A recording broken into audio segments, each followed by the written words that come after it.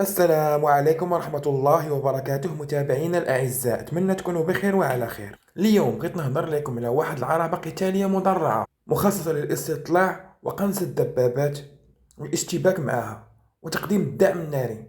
وبغيت نهضر عليها خصيصا حيت كتعجبني بزاف وكنشوفها بديل ممتاز لعربات الا ام اكس 10 ار سي اللي عند القوات المسلحة الملكية، واللي سبق لي درت عليها فيديو نخليه لكم في صندوق الوصف.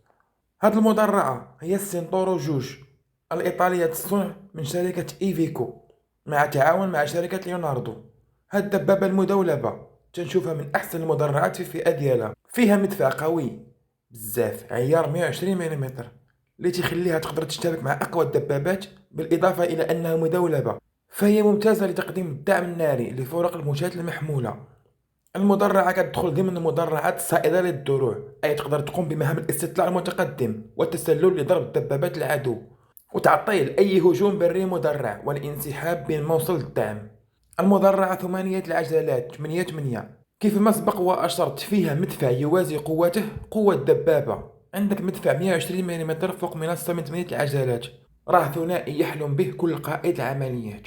المدفع يقدر يطلق كل قذائف الناتو عيار 120 ملم، وفيه تجهيزات كتخلي الارتداد ديالو ما يكونش قوي بزاف، وفيه ملقم اوتوماتيكي كيتوفر على 6 قذائف جاهزة للإطلاق والذخيرة مخزنة في حجرة معزولة على الطاقم باش يبقى محمي. وكاين إمكانية تزويدها بملقم يدوي في حالة أن الزبون ما بغاش ملقم اوتوماتيكي. التسليح الثانوي ديالها هو رشاش عيار 67 ملم مع برج اوتوماتيكي مسلح برشاش 12.7. البرج مجهز بأحدث جيل من أنظمة الرصد والتهديف البصرية الرقمية الليزرية، وفيه مناظير حرارية بانورامية ب 360 درجة، بالإضافة إلى نظام متطور للقيادة والتحكم وأجهزة تسويش مضادة للعبوات الناسفة ومنظومة إنذار من الشعاع الليزري الموجه. كتكون طاقم المدرعة من 3 أشخاص: القائد، الرامي، والسائق، والملقم في حالة لم يعجب الزبون ملقم الآلي. كتميز العربة بحماية من الألغام والمفخخات الارتجالية وقذائف الطاقة الحركية، مزودة بضلوع تفاعلية من السيراميك، بالإضافة إلى أسفل العربة على شكل في لتشتيت قوة الانفجار إذا كان يستهدف عربة من الأسفل. المحرك هو من نوع إيفيكو فيكتور V8 أورو 3 بقوة 720 حصان، وفيها نظام تحكم بضغط العجلات رقمي وسسبونسيون عالية الأداء. كيوصل الوزن ديالها 30 طن، أما المدى 800 كيلومتر والسرعة القصوى 105 كيلومتر.